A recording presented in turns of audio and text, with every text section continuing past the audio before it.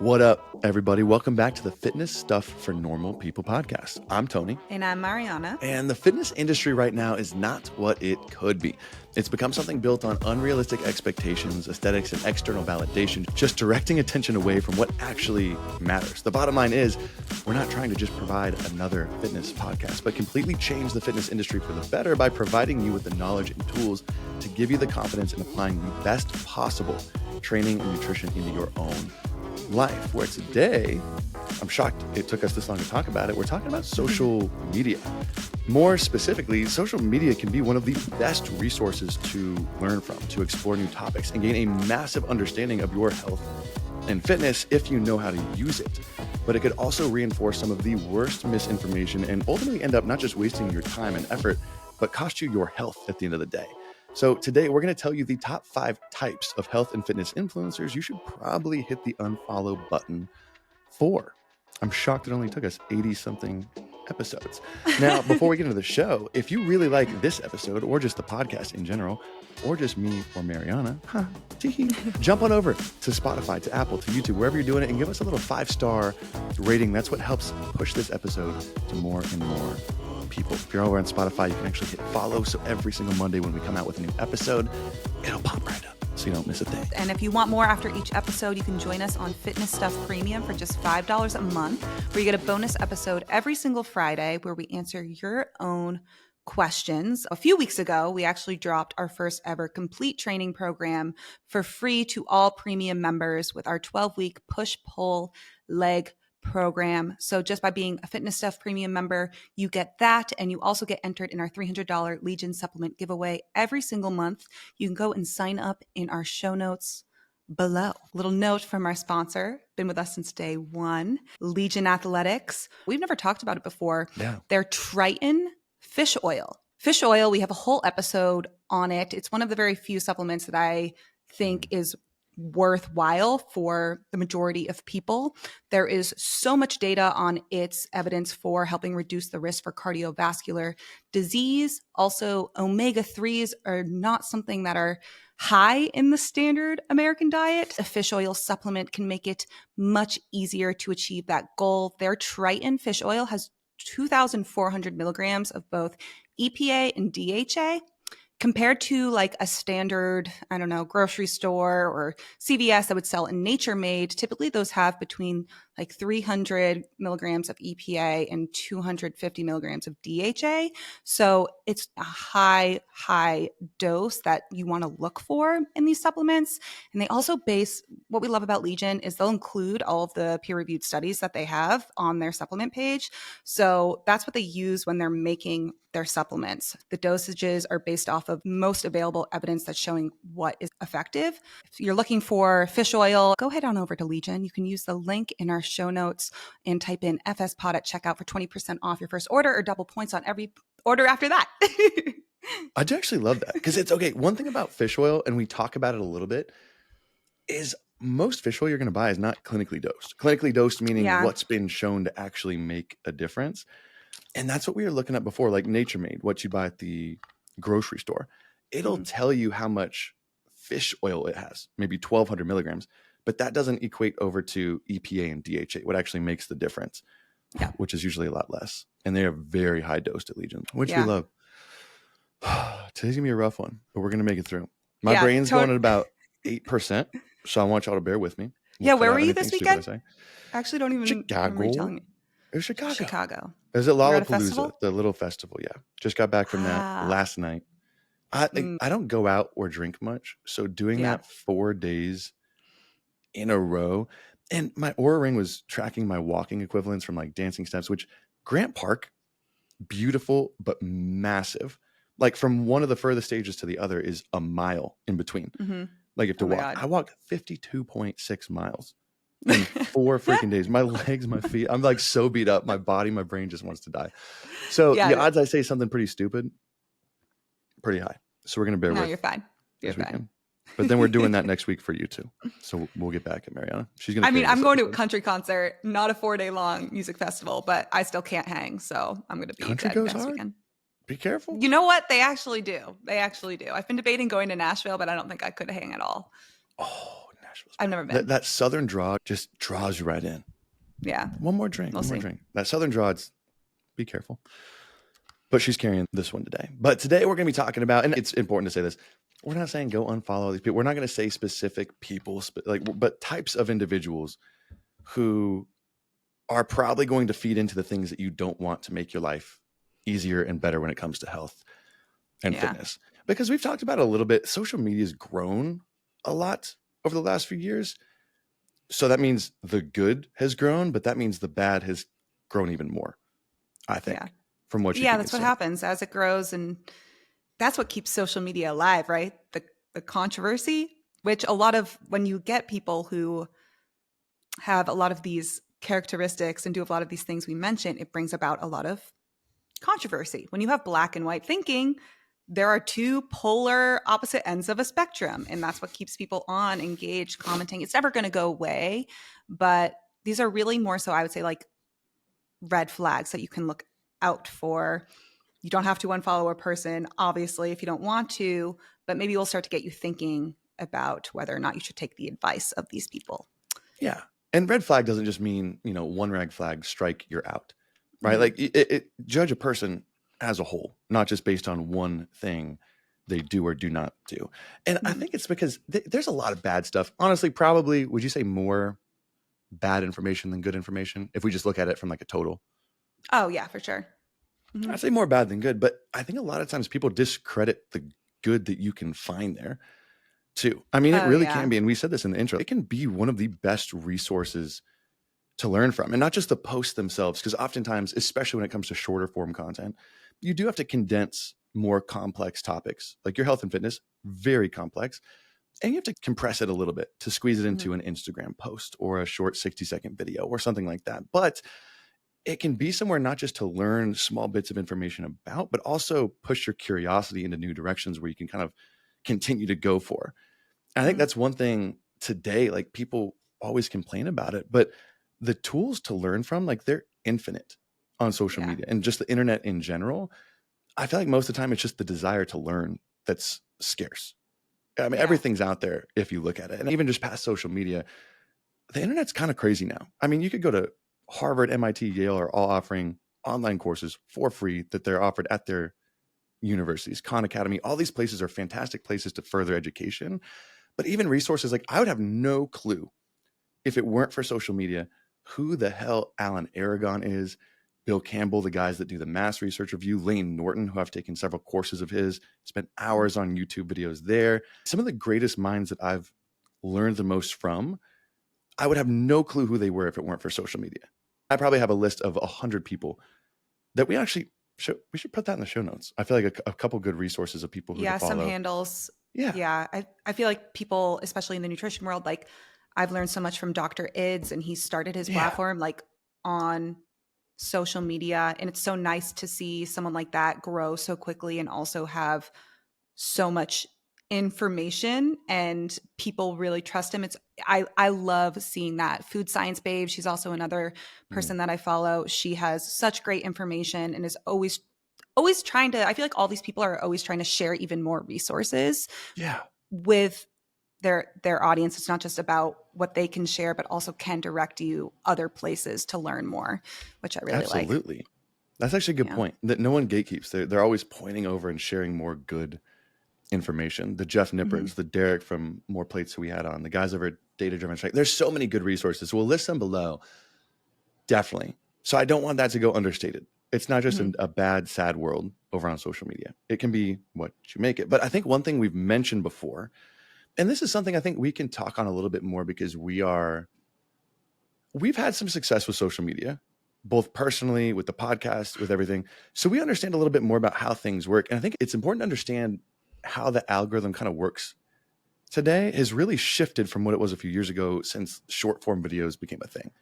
Like it really reinforces whatever you are interacting with. So it can be a slippery slope to fall into, Yeah, I agree. I feel like that's also something like reminding our audience that we do social media. Speaking for me personally, I wouldn't be able to sit here right now on this podcast without social media. And we're speaking from our lens, but also being in kind of the fucked up world that is social media, there's a lot that people don't know, and there's a lot that people don't see. And I wish more people talked about it, but it's nice to also have that viewpoint of not just a consumer, but actually doing it, being a creator, doing ads, knowing what it takes to go viral. It's a world that is crazy, and it's never going to be like someone does it perfectly ever. But Yeah.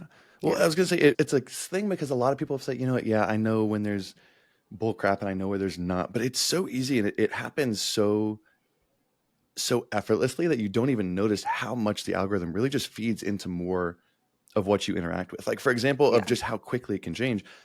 I go to Chicago on Wednesday night, Thursday morning, because our flight got delayed. We got there at like 3:30 in the morning. That was a great start. But I look up, I'm like, let me look up some of the headliners, some Billie Eilish, some people like that on TikTok. And then 9 out of the next 10 posts I see for the rest of the weekend as I'm scrolling, Kendrick Lamar, Odessa, just musicians. It's just what I was just looking up. So it could even just be if someone's who's a good salesman or can make something that might not be so good sound really good. A lot of these people on social media can when it comes to your health, the next big cure, the next big thing, whatever it is, and it catches your eye and you kind of interact with it. It's just going to slightly feed you more to confirm what you're kind of already thinking. And there's a lot of different confirmation bias and logical fallacies we're going to talk about, but it feeds into that hard. And I think we've all, I mean, I've fallen for this stuff too, where there's something where I'm like, oh my gosh, this is the next big thing. And then I take like a 2-day pause. And I'm like, oh, wait a second, this was complete crap. But I just had 8 random people who were wearing glasses and look smart tell me how scientifically well something, you know what I'm saying? Like we all fall for it and it just reinforces it. So that's where it can be a little dangerous if you don't know how to catch it. So let's start this off. We got 5 and some of these bleed together. There's a lot of similarity between these people. You'll see a lot of patterns come up, I would say, that are different, but also the same. Beautifully said. Sense. Beautifully said. So we're just going to go back and forth and name a few. Who's your number one? And I just want to give a heads up. Marianna, we each came up with a list before we can join them a little bit. Her names are a lot more creative and better than mine. I just want y'all to know. I think you know who my number one is going to be. I could have probably guessed this coming into it. Who is it?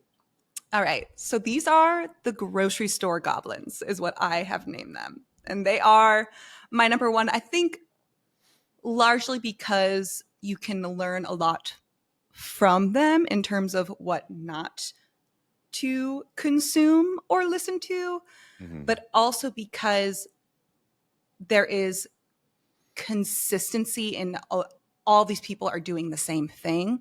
So it's easier to pick up on. It's not as hidden. This is the grocery store goblins. That's my favorite name. Yeah. Who are the grocery store goblins? That made me chuckle a bit, but it's become a very big thing because I think it's a recipe for the algorithm to go viral.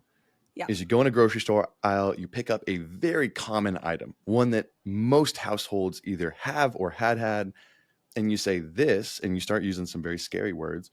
This is going to kill you. It's going to give you cancer. It's going to give you diabetes. It's going to give you inflammation. It's going to give you things that I don't think a lot of them understand what the words mean.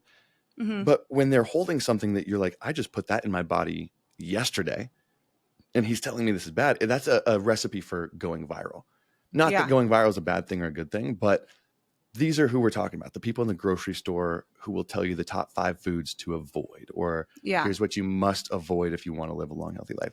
These are the goblins. I like the word goblins too. They all, typically every single one of them will reference seed oils in some sort of product. Seed oils are inflammatory. Cheerios cause cancer because they have glyphosate, which we just talked about. That was Costco chicken. This I got really personally offended by, and I didn't do an educated response to it because I was so fed up. But holding up a Costco chicken, saying that is going to give you cancer, and it's a rotisserie Those rotisserie chickens and are I incredible. Stitch it, and I literally, it was probably like 6 seconds of me just being like, "It's a rotisserie chicken. It's really not that deep." Well, it's a rotisserie chicken. Well, it's huge because it's $5 and you can use it to meal prep. I've used one chicken. I have one in my fridge right now. Yeah, to meal prep a week's worth of food because it's so high protein. You can portion it out and it's $5. Yeah. It is it's a healthy eating hack. And again, it's the the way they season it and cook it, this is going to give you cancer. It is cancer is what I think they usually say, right? Cancer, the chemicals, the natural flavors, the seed oils. There's nitpicking the ingredients. And I think one of the biggest issues I have is this is the perfect example of fear mongering. Okay. And this is something to really look out for. Is a person using something that's going to make you afraid of it? Did this instill fear immediately? If you're holding up a product that most people eat and saying that it's going to cause a disease, that is a fear mongering tactic. And that is a huge red flag to look out for. And you could see this in people who aren't grocery store goblins. A lot of people do this with anything, really, any type of product. It doesn't even have to be food. Speaking in these absolutes to instill fear, only giving you this narrow-minded lens to look through. There's no other option. This is definitely true, and I'm not going to give you something else to consider. Speaking in these absolutes, and it is something that can lead down a really tricky road for people watching this who believe it, of starting to question your food choices out of fear, not out of the desire to change your eating habits for your health. And anything in life, if you're doing something driven by fear, it is not going to, one, last, because you can only ride on that fear for so long. And two, it's not going to be driven from your values that you want, the type of person you want to be. You're going to be running from some sort of fear or running in the direction of someone or something that you think you have to be because you're so afraid. That is what I think fear mongering does. And these people are the perfect example of what fear mongering in nutrition and diet is. I don't know if. No, absolutely. Well, it kind of comes down with, and okay, so I looked up a lot of different, I'm big into looking into like logical fallacies, cognitive bias. I know I've talked about it a lot on here, so I'm not going to talk too much about it because I don't want to be a broken record. Because one of the best websites to look at these things is the Decision Lab, because these biases happen. And I think where you're dangerous and why you kind of hit the nail on the head is how it affects your decision making moving forward. And I know there's one that always sticks to mind, and it's called the anchoring bias, where whatever your first piece of information you learn about a topic, you're going to really weigh heavy and base every decision moving forward more based on that rather than looking at things objectively. I think you're right. If someone says don't eat like seed oils, whatever, that's their first piece of information. This is bad. Cancer going to kill you.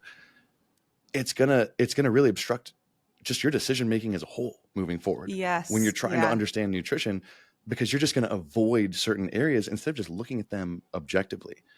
Yeah. And this is a big one that I think is going to overlap with a lot, the absolute piece. The people who speak in good, bad, healthy, unhealthy, because we know that your health is so complex that no one thing can be good or bad or healthy or unhealthy 100% of the time. We know that for a fact. And I know that that's contradicting because that is an absolute, as we're telling you to avoid absolutes. But when you think about your health, and that's what kills me, is your health boils down to how much are you moving every single day? How many steps are you taking? How much muscle mass do you have? How much body fat do you have? How well are you sleeping? What are your blood markers? And someone's going to tell you a bite of Cheerios is going to be the thing that pushes you over the edge to cancer. It's like there are hundreds of moving parts to your health. And these people in there, they all are the same. It's kind of a copy and paste button of, was it Homeboy that started that trend? Our shirtless friend? Carnivore MD did not start that. Flav City is, I'm name dropping. It's fine. Flav City, that's his whole brand. Like he's always in a grocery store, and it's actually funny because he started his own supplement company that contains ingredients that he has said are like killing you before. So I just love that. I think it's hilarious. It is a copy and paste. And that's why I think it's a good example, because it's an overt type of person, influencer, creator, whatever you want to call them, that you can look out for. And it's funny to see them all saying the same thing, because a lot of the time, sometimes people are really discreet and are really good at covering up the fact that maybe they're just trying to sell you something, get your money, or sway you in one direction or the other. But this is very obvious because they're all doing the same thing. And I always find it interesting how anytime they do include sources, because my followers tag me in these types of videos all the time. Anytime they do include sources, it is rodent data, especially the seed oils one. It's rodent data, or it's an article, like a news article or BuzzFeed. BuzzFeed. And that's what they'll include. And then anytime I will comment on these videos for the studies, like I'd love some human studies showing this. I'd love some information about dosage that causes the cancer. I get blocked immediately. I was going to say. So blocked. A lot of these people have me blocked. I know Dr. Ids stitches a lot of these people in grocery stores and is blocked by almost all of them. And that is interesting. Also a big red flag. Again, studies aren't the end all be all. But if you are going to speak in terms of cause and effect, something causes cancer, something causes inflammation, that is causation. You need proof of causation. You can't just speak to it. So if someone's going to give that type of verbiage, it has to come from somewhere. Where did you find this other than your own personal bias and how you formed this viewpoint? I really think the social media feeds into it a little bit, to the point where I truly believe most of these people have the same end goal that like we do. Like they want to better people's health. I really think they do. But when they start on these little paths saying these random things, and then they get so much positive feedback on social media, it reinforces that and just makes them ignore so much. It's that confirmation bias. It's everything that confirms what they're already believing. Yeah. So they keep going. I do believe most people really want to help, which sucks because it really is so damaging. This is one of my favorite qualities about Tony, is that you see the greater good in so many people. And it really helps me get a reality check, because I don't know if maybe it's my trust issues, but I do see that in some people. But what I also see is I see it especially from a lot of the women that do this, and not to say that this is something that is a sure fact. It's just a pattern that I see. A lot of it is rooted in orthorexic tendencies.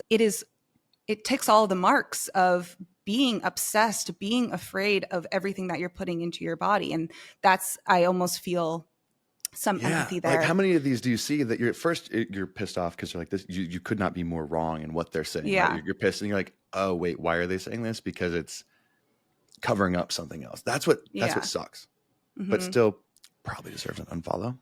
Yes. And something that's specific that these individuals do as well is they'll give swaps. So say you're talking about Almond Breeze almond milk, and it has xanth gum in it and natural flavors. I've got some in my fridge. Super cheap. It's great. I love it.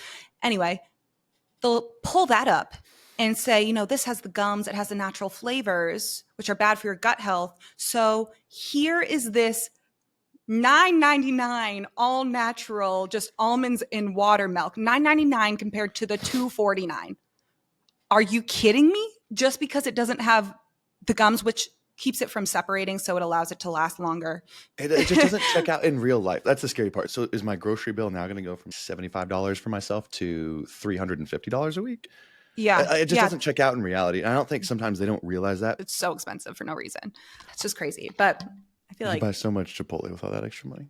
I'm ready to move on to the Numero next one. dos. Okay. What do you got for me? This one's one of my favorites. Okay, this one's one of my favorites because I don't think a lot of people think too much about it, but it's and again, bear with me, I don't have the cool names, okay? It's the people who trust me, I'm a blank. Okay, so trust me, I'm a doctor. Instead of giving you an actual reason why what they're saying makes sense, plays out in the real world, explaining themselves, the reasoning is, trust me, I'm shredded. I have a six-pack. Mm-hmm. Trust me, I'm a doctor. Trust me, I'm a dietitian, nutritionist. Not saying that any of those things are bad things, but if that is the sole reason someone is saying you should trust them, that's a big, big red flag. And I know Ben Carpenter talked about this. He called it the stethoscope epidemic. I think he came up with that terminology, which I actually love. But it's the people who rely on their title or appearance rather than evidence, logic, and sound reasoning. And I think it was a really cool actual study done in the Ann Arbor healthcare system. And they took the same group of patients and the same exact doctors, and all they did was dress the doctors a little bit differently, where they put some in lab coats, like white coats and scrubs, and the others in like more relaxed outfits, some nice jeans and like collared shirts. And they just asked the different patients to the same exact doctors to rate them on how knowledgeable they felt the doctor was and how trustworthy they were.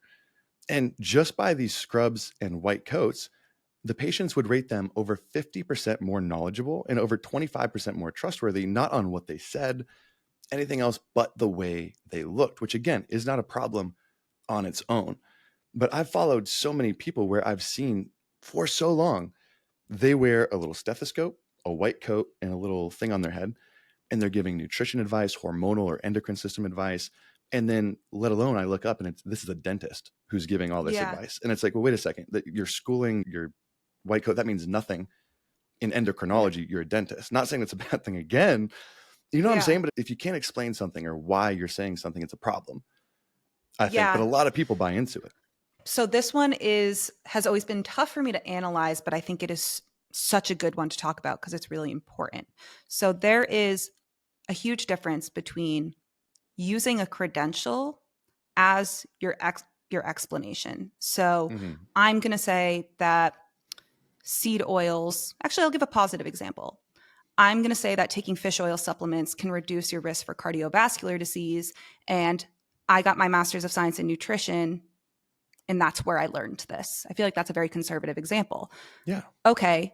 Because I got my master's of science in nutrition, that's just a baseline point of entry. Okay, this person knows about nutrition, but it doesn't mean that I can trust that statement because they didn't give me any evidence as to why. If I'm not explaining why, you shouldn't trust me just because of where I got my education or what I studied. It's just a baseline point of entry. And I think then it can be used, say, if I am telling you that 16 peer-reviewed articles, and I'm highlighting them on the page, showed that taking a fish oil supplement for 2 years reduced cardiovascular disease risk by 30%. Okay, this is awesome. This person got their master's in nutrition, know what they're talking about a little bit, giving some evidence. I like this.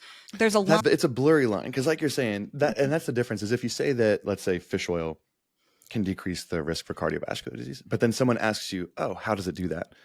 And the answer is, "I got my master's in nutrition." That's not a reason that's not answering the question. That's answering the question that was never asked. That's shielding that you actually might not know what it is. And I think that's the hard part because today qualified people can be wrong and unqualified people can be right based on your definition of what's qualified. Do we talk to Zach about this? There is phenomenal dietitians. There are terrible dietitians. Both had to get the same level of education. But that doesn't mean just everyone... like any field. Just like any field. Any field. Like the Dr. Oz example is my favorite. Do you remember Dr. Oz? Do I remember Dr. Oz? I can't stand Dr. Oz. That Boston accent just came out. That was funny. I don't know if anyone caught that. Zach killed me. I was at a Red Sox game last night. But okay, Dr. Oz is a great example. At one point in time, I think most people are familiar with the name. He was named America's Doctor by Oprah Winfrey. He was put on Time's top 100 most influential people. He had the show, The Dr. Oz Show, where he'd promote different products and different health trends, whatever it is. And I know a long time ago, looking at this, it was whatever was essentially being paid for on the show at the time. Here's a new keto fasting supplement, whatever it is.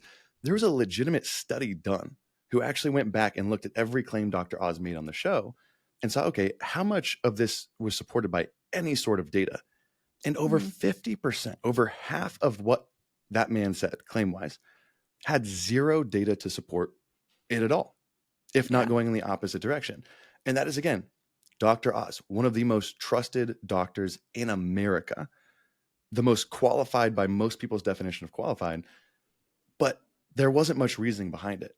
It was Dr. Oz. You trust Dr. Oz. So it's that appeal to authority kind of piece where you just got to be careful. Is it a big plus if someone has a background in that? Hell yeah. Yeah. But listen to how they explain why things work, how things work. They need a better reason than because I have a PhD, because I'm XYZ, because I have a six-pack in the gym, because I have an ass, whatever it is. Because that goes not just from like credentials, but your aesthetic, which a lot of people used to sell to. I know so many people I follow, and I do it as well. Like, to explain something, if you're introducing yourself on a TikTok, like I got my master's of science in nutrition, or someone I follow, I got my PhD in exercise science. And then they just flex that degree and give so much great information. And I just love it. I support it. Yes, like you worked hard for that. That's amazing. Look at all this evidence to showcase your hard work. That's a huge difference. So I don't want you guys to think that if someone's just popping on your page and their intro is with their degree in it, that it means you shouldn't trust them. It's absolutely okay. Let's see how they can support this degree that they worked hard for. Yeah. Like, what Is this their do they crutch? have? Is this their crutch? Yeah. Mm-hmm. That's a big one. And it could be, again, it could be anything, even just someone who has a six pack saying, here's Yes. how you work out your abs. Here's what you need to eat. Here's what you need, whatever. Trust me, this is the way I look. I look good. Mm-hmm. Doesn't matter if it's because Yeah. genetics, steroids, anything. That is the credential, is the way I look, which these are my credentials, which people also will do that. And there's, especially when it comes to your goals in fitness, if you're trying to build an ass and you see someone that has a really good ass that you want, okay, like that can be some sort of motivation to listen to what they have to say because you want a big ass. And maybe they give you a really good training program, good glute workout, awesome. But they could also give you a really shitty glute workout and just go on the Stairmaster and do some kickbacks. And there's that fine line of like, how are they using this to their advantage? Are they someone worth listening to? Or are they using their aesthetics to just get people to listen to them, regardless of what it is they're saying? Yeah, because there are some that have great education backgrounds, have worked really hard for their bodies, but it's almost, and it sucks because I feel like they see it as an excuse to stop learning. You can tell it's like they might have gotten their degree 10 years ago, and that's the last time they continued to learn. They're like, I got everything I need to, because things are always evolving. Our education, our understanding, the research is always evolving. So if you're not consistently a student through life, you're going to get left behind. Can I give one more example of a person who does this? It's a great example of what we're talking about in terms of what to look out for. There is this one doctor, and he wears his surgeon cap and his blue surgeon uniform or whatever. And he just he does like factor cap. He just will duet someone. I know exactly. And he'll just put on a hat. He'll put on a hat or he won't. And he'll just he doesn't say anything. And he has millions of followers. Yeah. Okay. You know who I'm talking about? Do you want to hear the funny part? That's the dentist who I'm talking about. He's a dentist. Oh, he's a dentist? I didn't even know that. There might be more than one too. You never know. But yeah. But that's the guy that does the factor crap where some kids like taking creatine can increase your growth hormone by 16-fold. It can't, by the way. And he's just wearing a hat, and it's essentially people are trusting him. Is he going to put the hat on, meaning it's cap, it's a lie, or is he going to leave it off and it means it's true? He's like, it's true. Doesn't tell you why, doesn't give you anything. Yeah. That's hilarious because that is the exact person who I was talking about. He's the dentist giving you. Yeah, and you have to, this is not dental. You have to go through medical school to be like a dental. Yeah. That's not discounting being a dentist. Tell people how to fix their teeth. Give me a better smile. Like, that's what I'll follow you for. Like, tell me how to get a better smile. I'll follow you for that. Yeah. Yeah. Tell me what's going on behind the scenes. So that's number 2. Mm-hmm. What you got? Number 3. All right. This one is, I feel like, close. Is this another good name one? It's not that great, but it's the Toxic Holistic Wellness Girlies. So this is your like Bloom Greens or sea moss supplements or chlorophyll water, someone on all of the trends, every single supplement. They are eating clean. They're only eating organic. They're going to tell you how to heal your gut. They're going to tell you how to detoxify your body. They are doing a what I eat in a day and eating 1,000 calories a day. Like, it is almost, I feel like, toxic just wellness influencer culture in general. Yeah. This is a more broader one, but there are specific themes that come about that definitely makes you want to be wary about any advice you take from these people. And I think a lot of these wellness girlies, they really speak to their personal experiences of, this is how I healed my gut. Mm-hmm. This is how I was able to get rid of my chronic illnesses by eating these foods. And it's okay to share a personal experience. There's nothing wrong with that. And this is how you can do it too.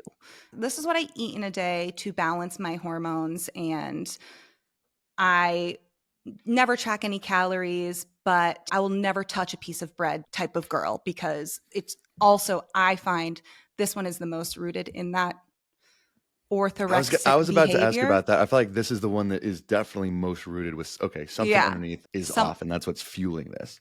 Yeah, it's interesting. As someone who went through an eating disorder, I'm very touchy about who I would stitch or respond to. I get tagged in a lot of videos like this, but I know that a lot of them are, if I comment on that, it's going to make it worse. So never want to accuse anyone outright, but there are common signs and symptoms of orthorexia and eating disorders where it's like, girl, you're literally not eating, or you're refusing to eat certain foods, or you think if you don't have your greens powder in the morning that something bad is going to happen. Like if you have had an eating disorder, it's crazy. I can't even explain it. You can sniff it out from miles away.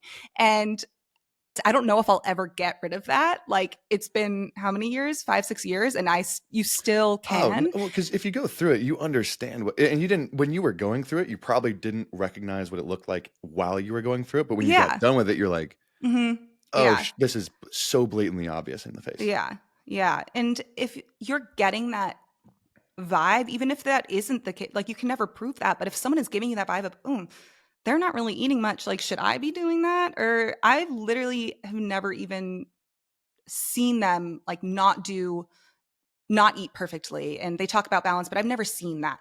That is a sign to unfollow them because it's making you think that way. It's making you question your eating choices. And I really see this.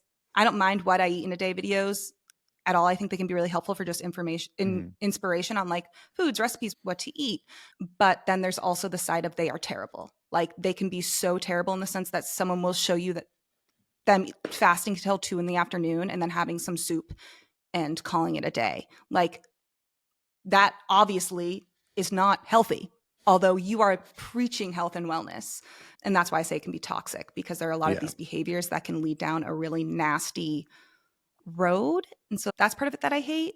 And then I also see the type of oversimplification of health. So if you're talking about balancing your hormones, healing your gut, lowering your cortisol, like healing your chronic illnesses, that is so complex.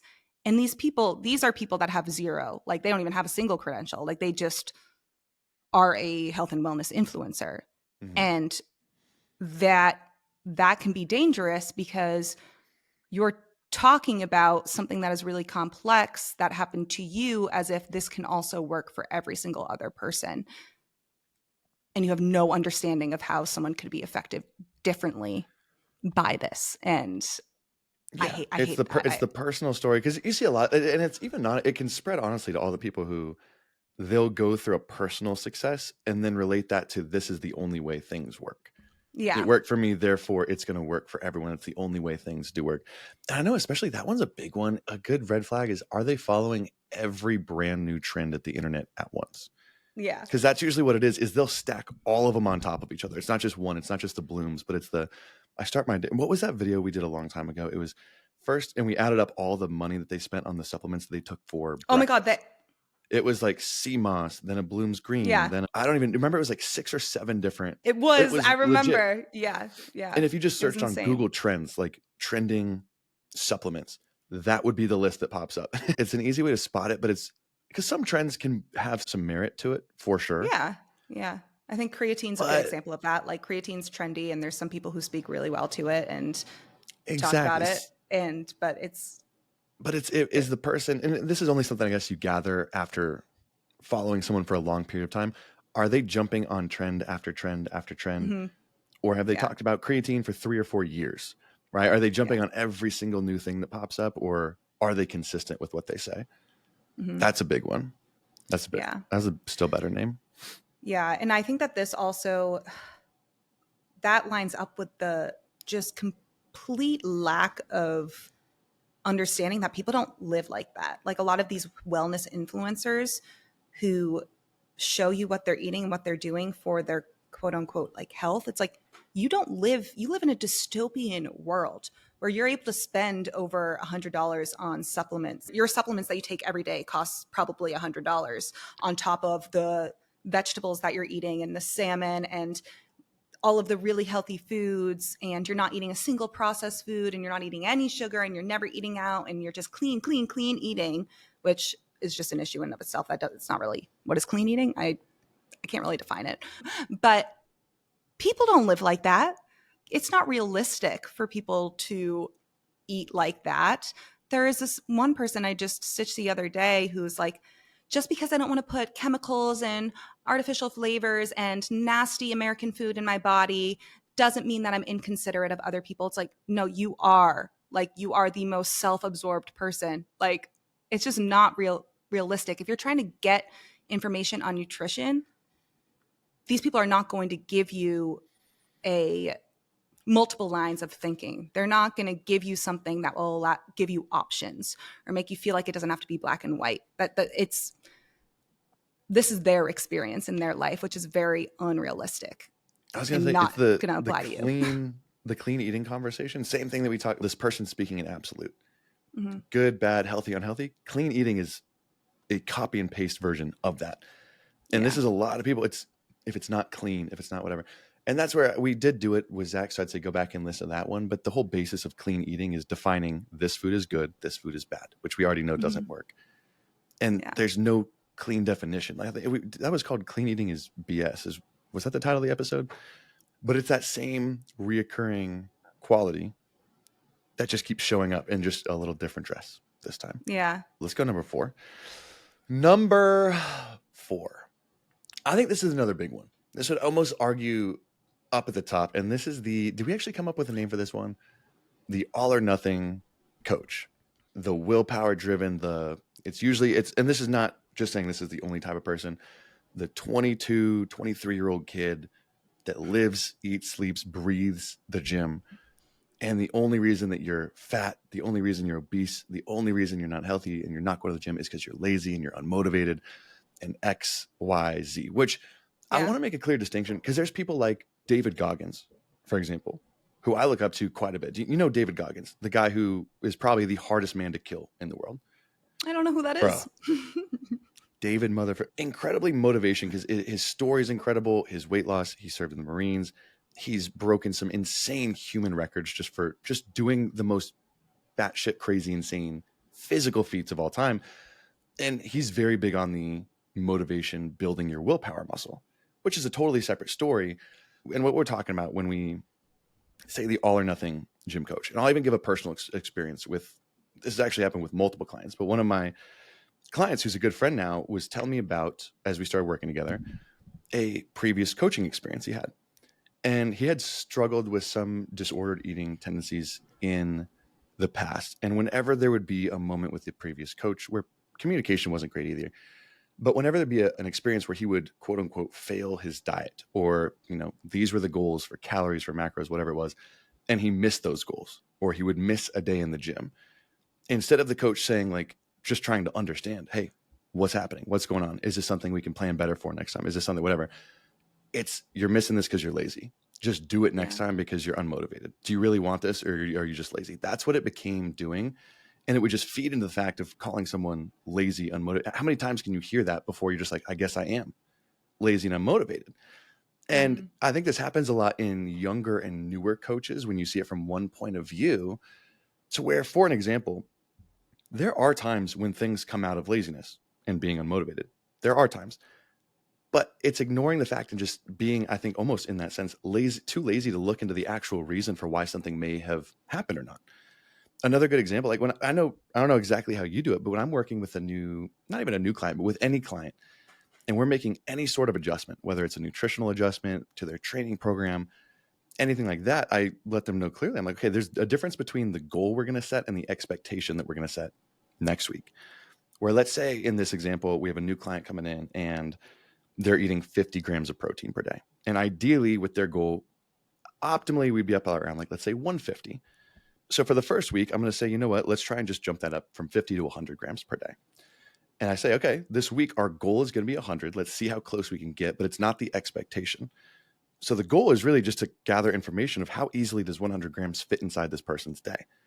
At the end of the week, we can then say, okay, we hit 100 grams 3 out of those 7 days. The expectation next week is going to be 7. How can we address the problems that got in the way? Oh, we realize that just because of our timing of how fast we have to get to work in the morning, we're starting the day behind, whatever. What if we added a simple protein shake on the days that we have an early start at work? Boom. That jumped us up. So 7 out of the 7 days, we're going to hit 100 grams. Boom. So next week, it's the expectation. So at least that way we know how to do it. If we don't do it, it's because we almost more chose not to do it. But at least we're not ignoring what's causing it in the first place. And I think a lot of these all or nothing coaches, that's a lot of the time is they see it from that one narrow point of view of, we all have the same 24 hours. there's no excuse to not make something happen.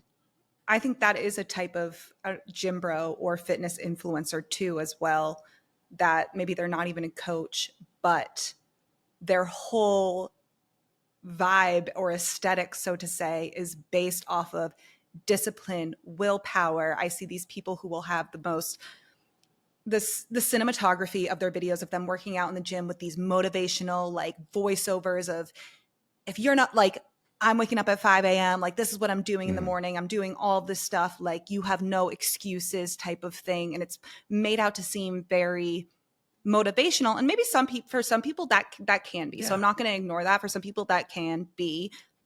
You have to account for the fact that you are a different human being living a different life with different barriers to making these nutrition and fitness-based changes. And I think that can sometimes lead people to think, oh, shit, like, why aren't I motivated? Like, why can't I do this? Why aren't I this disciplined? This person seems so disciplined. Why can't that be me? Instead of being productive and thinking about, no, what can I do with the time I have in my day to feel like I'm successful without comparing myself to this fitness influencer who it's their job to do this. That's the perfect way to, like, how can I be more productive about solving this problem? How can I restructure or organize my day based on what's already in it to better fit the gym? Do I have to wake up at 5 a.m.? Is that the only way to do it? For some people, no. If you got kids, if you got work, something like that, it might just make a lot more sense to go later in the day. But it's only that. And because I'll be honest too, when I first started training, when I was like 18 years old, personal training out of like a 24-hour fitness, again, I lived 10 minutes away from my gym. I was there 8 to 10 hours a day working. I could just work out in between classes, or not classes, in between clients.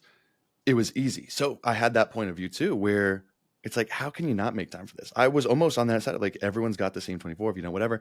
And I think it's a big sign of also people who haven't worked with a lot of people or a wide range of people, right? So if you haven't worked with hundreds of clients across different walks of life, you probably are only seeing the problems that one type of person encounters, where different lives, different people, they experience so many different problems.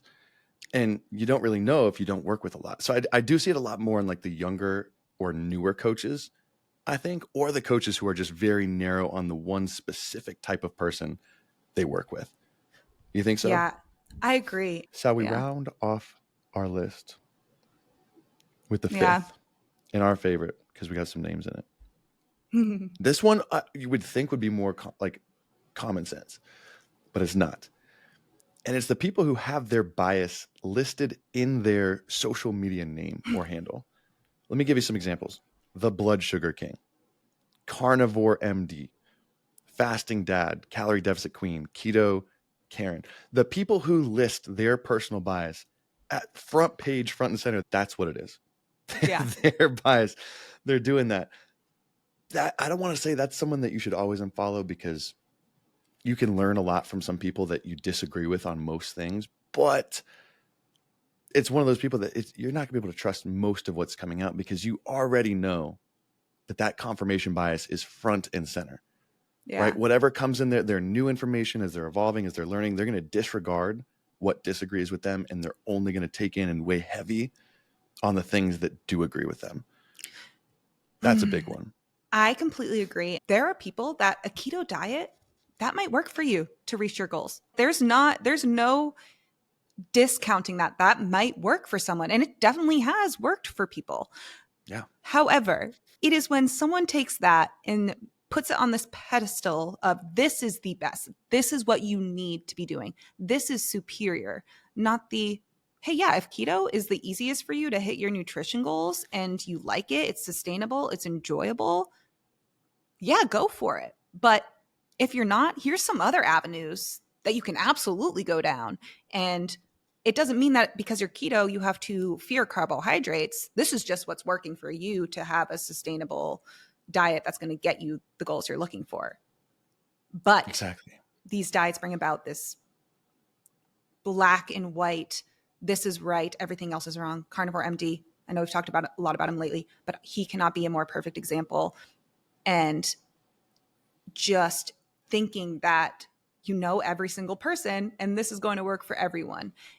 It's crazy to me, because if you have any knowledge of diet, nutrition, you know that the individual factors when it comes to just people and how our bodies are uniquely made and work and are impacted by our environment make it impossible in research to draw that cause and effect, to say conclusively that anything is the best. We can't.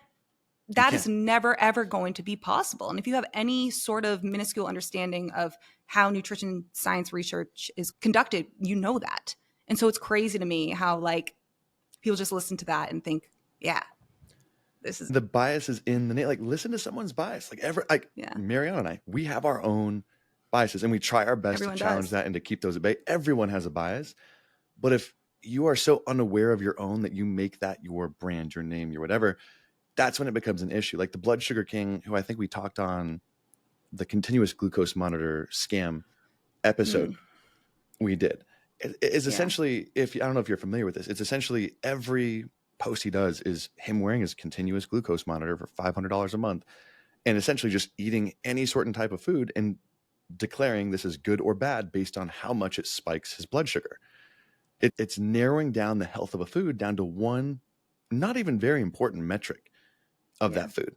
I think we gave this example in that episode too. If you have a cup of sliced banana and berries, right, which are high in prebiotic fiber, magnesium, potassium, vitamins A, B, C, K, all these things, it's going to spike your blood sugar. He's going to say avoid this versus a bowl of fried chicken from KFC, mostly just protein and fat, very low in most micronutrients. That's not going to spike your blood sugar almost at all. He's like, oh, wow, shocking. This didn't spike my blood sugar at all. I might have this for my breakfast tomorrow. Whatever it is, it's that narrowing down stance. And that's just only confirming what's happening. And I think this is a scary one because the confirmation bias is tough because we do it. I've done it before, especially earlier on in the career too, but everything supports it. Even Google, I know we gave the example, how you Google things will give you the answer you're looking for, will give you the answer you want to see. If Carnivore MD tells you about seed oils and how bad they are, so you search, why are seed oils bad for my health? A million articles are going to pop up supporting that, telling you why it's bad. Well, and once you see this, you cannot unsee it. Once you see how the media plays into polarizing viewpoints, you simply can't unsee it. Every single writer for any news outlet, big article, they are trained in search engine optimization to know what is going to hit, to know what is going to get them at the top of that Google search. And they will do anything to get there. What gets you there? Controversy, polarizing viewpoints, things that seem really extreme. A CNN article is going to catch the attention of people by saying Coca-Cola is going to give you cancer versus Coca-Cola may be classified as a carcinogen, but that doesn't mean it's going to give you cancer. No one is going to read that. No one's going to read that. Once you see that, you can't unsee it. And it makes you really wary and concerned. I find it's very concerning because you're like, who the hell do I trust? This is insane. And you'll start to notice all of these articles on the first page of Google for whatever topic that is popular that you're searching, all very similar. They're all saying the same thing because they know what needs to be said in order to get on that first page of the Google search. And I think I don't know if this is still apparent, but I think even in the last year or two, Google will even more fit it to your personal biases based on your viewing history in the past. So if you and I both Google a question, it'll give us different responses, more personalized to each of us.